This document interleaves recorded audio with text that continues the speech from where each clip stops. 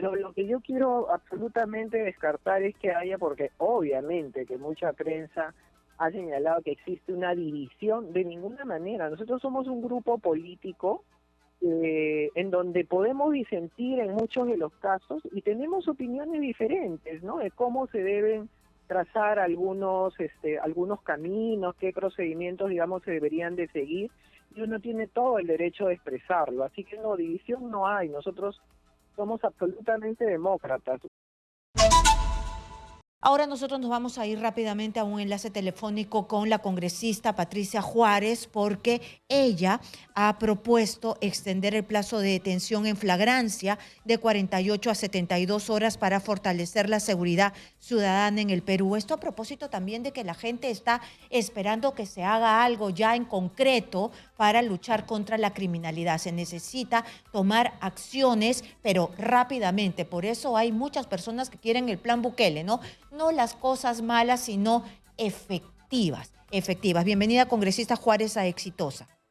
¿Cómo estás, Karina? ¿Cómo estás? Es un gusto escucharte. Muchas gracias por estar aquí en Exitosa. ¿Qué es lo que usted busca con esta ampliación de 48 a 72 horas del plazo de detención en flagrancia?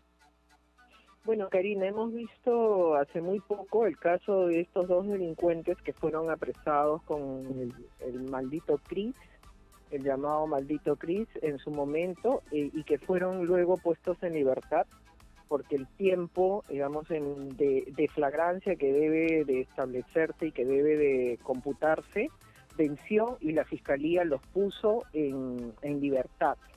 Entonces, frente a eso, nosotros entendemos que cada vez existe una mayor actuación de parte de la Policía Nacional, existen mayores índices de criminalidad y creo que es el momento de dotar a la policía de herramientas no solo normativas, sino también logísticas, equipos, darle todo lo necesario para que puedan actuar. Nosotros tenemos una buena policía, tenemos una gran policía que ha sabido dar respuesta en momentos duros, difíciles. Por ejemplo, el caso de los secuestros han sido ya casi, digamos, minimizados. Tenemos muy pocos casos de secuestros.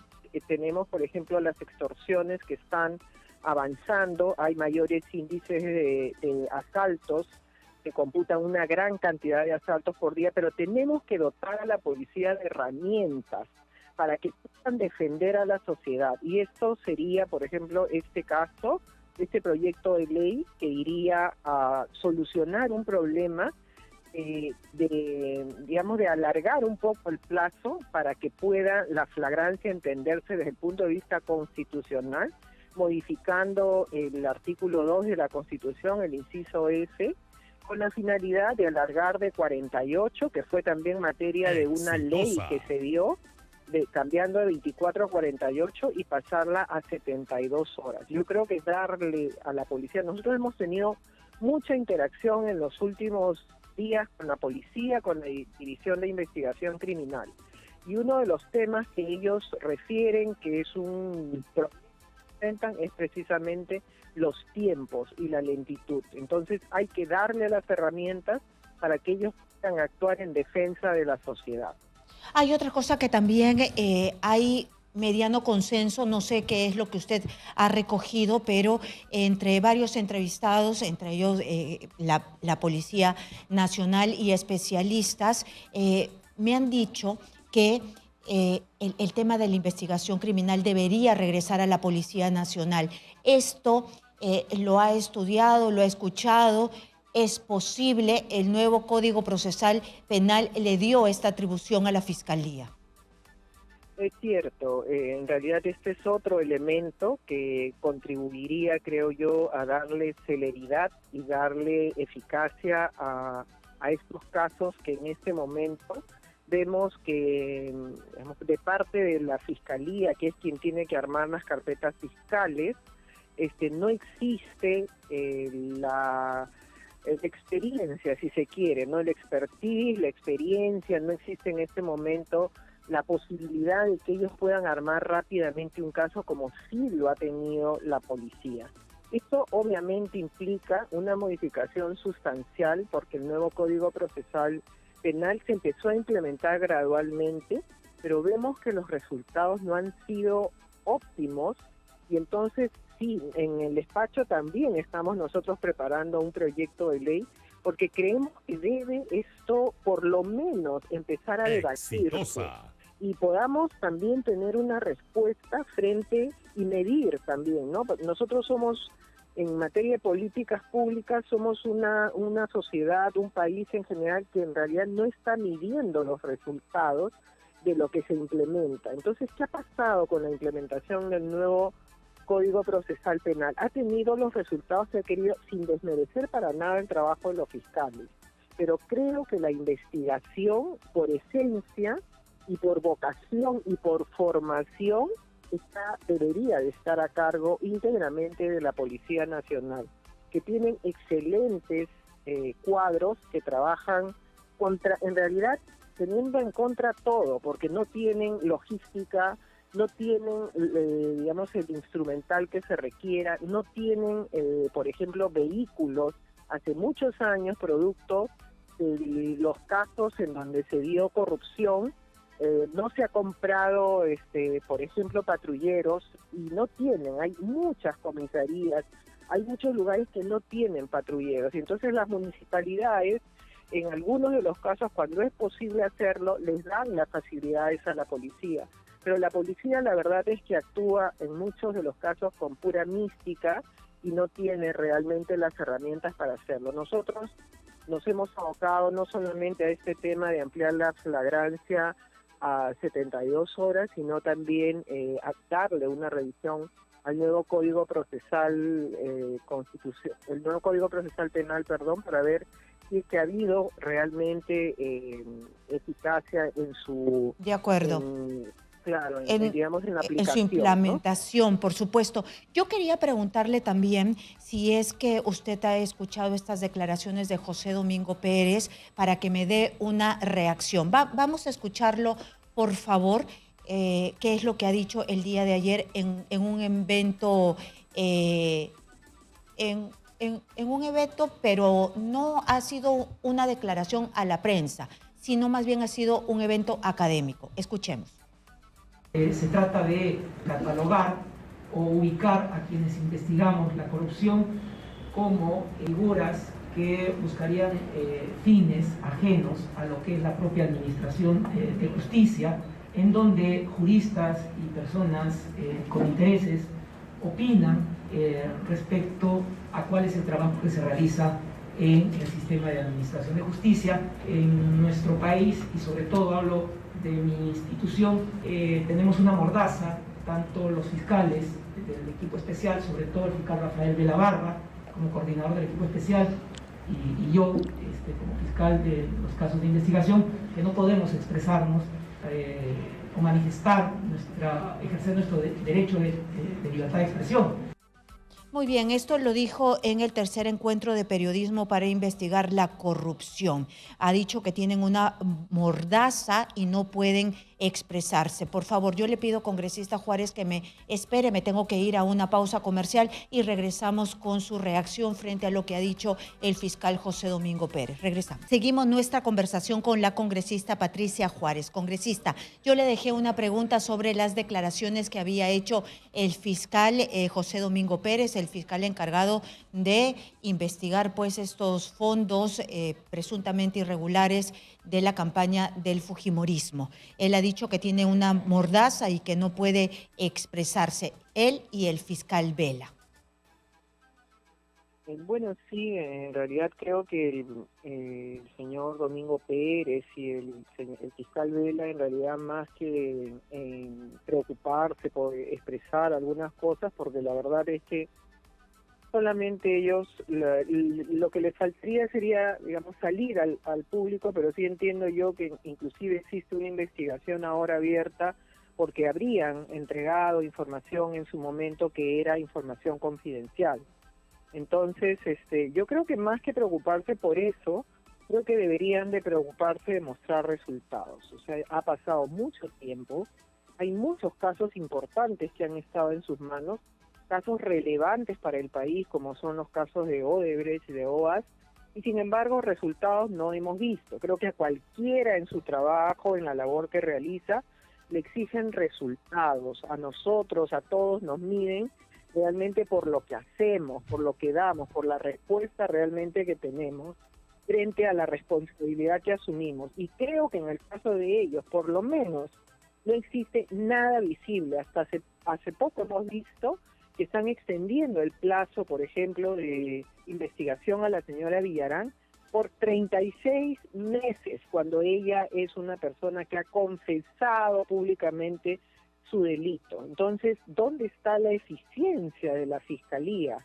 ¿Dónde están los resultados que nosotros esperamos de estas dos personas, especialmente del señor Pérez, que en su momento se presentó como el adalid de la justicia, el gran realmente héroe nacional, y vemos que finalmente lo que ha sido solamente es una persona que a lo largo del tiempo, por la pobre actuación que ha tenido, ha desdibujado absolutamente su imagen, ¿no? Entonces, que muestren resultados y no se preocupen mucho de expresarse, ¿no? Sino que los resultados deben hablar por ellos finalmente. Congresista, también quería yo que usted me cuente, que me diga cuál es su percepción sobre la denuncia que ha hecho finalmente la congresista Sigrid Bazán de estos libros que cuentan la historia según el fujimorismo. Escuchemos qué es lo que ella ha dicho en el TikTok. Fondo Editorial de Alerta, el Fondo Editorial del Congreso, liderado por Fuerza Popular, hace apología al dictador y condenado por corrupción y asesinato Alberto Fujimori. En julio de este año se publicaron 5.000 ejemplares de un texto titulado Constitución Política del Perú para Escolares, donde se pretende justificar el autogolpe de Fujimori. Existen otras publicaciones con títulos como Albertino en el ombligo del mundo, la visita de Albertino al señor de Zipán, que también se publicaron con dinero de todos los peruanos. Ya hemos oficiado al presidente del Congreso para que se nos informe cuánto le ha costado al país cada una de estas publicaciones y cuáles fueron los criterios para ser aprobadas. Muy bien, eso es lo que ha puesto la congresista Bazán en el TikTok, en esta red social. Entonces, ella lo que dice es que la historia no ha sido así, porque se han soplado, borrado el tema del autogolpe. ¿En dónde está en esa parte de estos cuentos, estos textos, el tema del autogolpe? ¿Por qué se dice que se eliminó la Constitución? Pero ¿cómo se puede eliminar la Constitución si eso no dicen las leyes, no? Así es. Bueno, en realidad yo creo que se ha dado una interpretación antojadiza a un texto, digamos, que ha sido materia de ser, digamos, visto en el fondo editorial del Congreso. La verdad es que yo, cuando lo he leído, no veo que haya una justificación, digamos, a los hechos ocurridos el 5 de abril, sino lo que se hace es darle un contexto al momento en el que, a la situación, digamos, a la coyuntura que se da en ese momento, y producto de lo que después nace la Constitución del año 93, ¿no? O sea, en realidad ahí no se dice, digamos, que se justifica una situación como esa, pero lo que sí se dice es que existía en ese momento convulsión social, existía terrorismo, existía una inflación galopante que hacía que la gente no pueda, digamos, de un día a otro poder sostener la economía. Sí, en pero el país. lo que dice esa página, por ejemplo, complicada. congresista, el presidente Alberto Fujimori dejó sin efecto la Constitución. No se puede dejar sin efecto la Constitución. En este momento nadie puede dejar sin efecto nuestra Constitución, porque si no se convierte en Pedro Castillo, pues no. Entonces se deja sin efecto la Constitución mediante el autogolpe, y esa parte no la han puesto, y se supone que se tiene que contar la historia completa. Ese es los cuestionamientos que hay. Bueno, en realidad sí, pues, o sea, de parte de la izquierda, yo he escuchado también a la señora Sigrid Bazán y dice, ¿y qué hubiera pasado si nosotros hubiéramos estado en el otro lado? Y lo único que faltó decir era, hiciéramos apología a Abimael Guzmán, ¿no? O sea, la verdad es que esa digamos, esa forma de presentar las cosas creo que no corresponde a la verdad. O sea, no ha habido, digamos, una intención de tergiversar la verdad. Creo que todos sabemos y conocemos lo que significó en ese momento, cómo estaba el país, y lo que significó a partir de la Constitución del año 93, un cambio sustancial en el país, producto de la independencia de los poderes, la creación de la independencia, la autonomía del Banco Central de Reserva. Pero usted, como mujer informada y como parte de la Comisión de Constitución, ha presidido la Comisión de Constitución, ¿no cree usted que ahí ha faltado este segmento de la historia del autogolpe para que los niños, porque está orientado a los niños, sepan la historia completa? Bueno, vuelvo a señalar, Karina, ¿no? Yo creo que en realidad no existe por lo menos ninguna justificación a una situación que se dio. Pero se eliminó. Lo que estamos viendo definitivamente es el contexto en el que se ha generado la génesis de lo que fue la Constitución del año 93. Porque estamos hablando de un libro que se refiere a la Constitución del año 93. Seguramente hay algunos temas que faltan, como también hay seguro algunos temas en exceso, no lo sé, pero creo que ha habido una buena intención, ¿no? De enseñar por lo menos a los alumnos y darles, digamos, clases de lo que significa. Y los temas en excesos que usted me dice, congresista, es quizás utilizar este fondo editorial para decir Albertino se pasea por tal sitio, Albertino, en clara referencia a Alberto Fujimori. Bueno, no dice, ¿no?, que es en referencia a Alberto Fujimori. Pero ¿por qué no otro nombre entonces para que no cause suspicacia? Bueno, podría ser cualquier otro nombre, la verdad, ¿no? Yo creo que más bien hay demasiada suspicacia y que la gente, especialmente de izquierda, que son los que han movido absolutamente un tema que la verdad es que no es relevante, ¿no? O sea, yo creo que en este caso, digamos, se ha logrado, se ha conseguido por lo menos preparar un texto para que los jóvenes, los niños, puedan realmente tener una lectura fácil de un texto constitucional que debería ser de conocimiento de todos en general en el país, ¿no? Pero estamos en un momento de mucha polarización, ¿no? Entonces, ¿no sería mejor que se apegue más a la realidad para no generar más fracturas? Exitosa. Bueno, yo creo que ha sido un buen texto, o sea, yo creo que ha explicado por lo menos cuál era la situación del Perú en ese momento, cuando se gestó la Constitución del año 93. En realidad, el sentido de esto es enseñar a los niños los principales derechos que están reflejados en nuestra Constitución, ¿no? Es enseñarle cuál es la estructura de nuestra Constitución y cómo nosotros tenemos realmente un marco legal que nos ampara como ciudadanos, ¿no? Tenemos derecho a la salud, a la educación, todo eso está contemplado y es importante que los niños desde el inicio empiecen a aprender. Creo que tenemos que hacer democracia, tenemos que enseñar democracia, tenemos que enseñar política a nuestros jóvenes. Y creo que ese ha sido el sentido realmente de esta decisión. Solamente una última consulta antes que se vaya. Sé que usted tiene cosas que hacer en esta semana de representación. Yo sé que el fujimorismo ha dicho que no va a sumarse a la moción de censura contra Alejandro Soto, presidente del Congreso. Pero usted no está de acuerdo con eso. ¿Usted cree que hay un exceso ya de cuestionamientos? ¿Sigue usted con esta posición? A ver, yo lo que señalé en esa entrevista, digamos, fue que nosotros, digamos, tenemos la posición que ha expresado también, y lo he escuchado al congresista Guerra García, y nos señala que nosotros no nos oponemos a ninguna investigación que se le pueda hacer, y es más, el propio señor Soto se ha sometido, dice que se somete a las investigaciones, se somete a la Comisión de Ética, Y entonces eso es, digamos, lo que en este momento, digamos, prevalece en este caso, ¿no? Yo creo también, Karina, que efectivamente la institución del Congreso tiene que respetarse.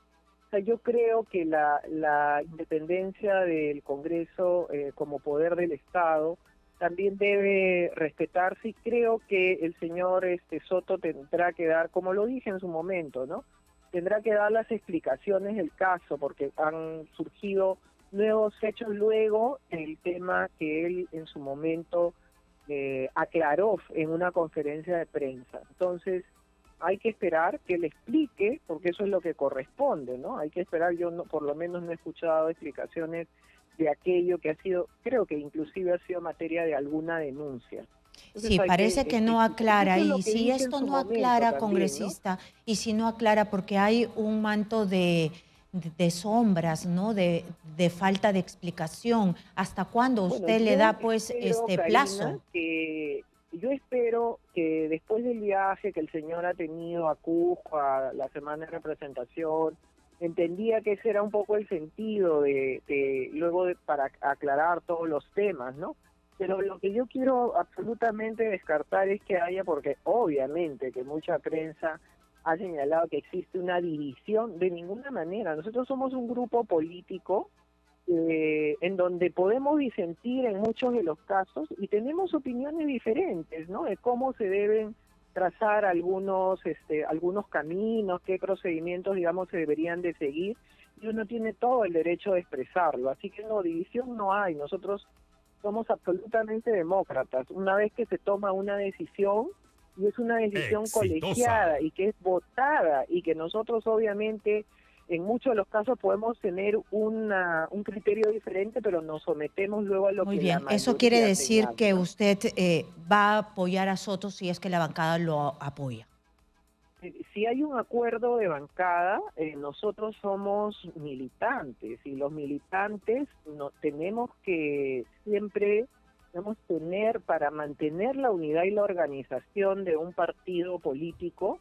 Nosotros no podemos ir, expresando algún tipo de disentimiento cuando digamos, ha habido ya una votación y un acuerdo. Entonces eso es parte de la democracia, o sea, eso es parte del hacer política también al interior de un partido político, ¿no? Entonces por eso, por la organización que tiene Fuerza Popular, es que en ese momento nos mantenemos con el número de congresistas que tenemos. No ha habido mayor, más allá de los Ha dos quedado congresistas que han sido clarísimo. separados, no ha habido, porque tenemos esa democracia al interior del partido y luego respetamos las decisiones, ¿no? Ha quedado claro, el congresista Juárez. Muchas gracias por estar aquí en Exitosa. Patricia Juárez, congresista de Fuerza Popular.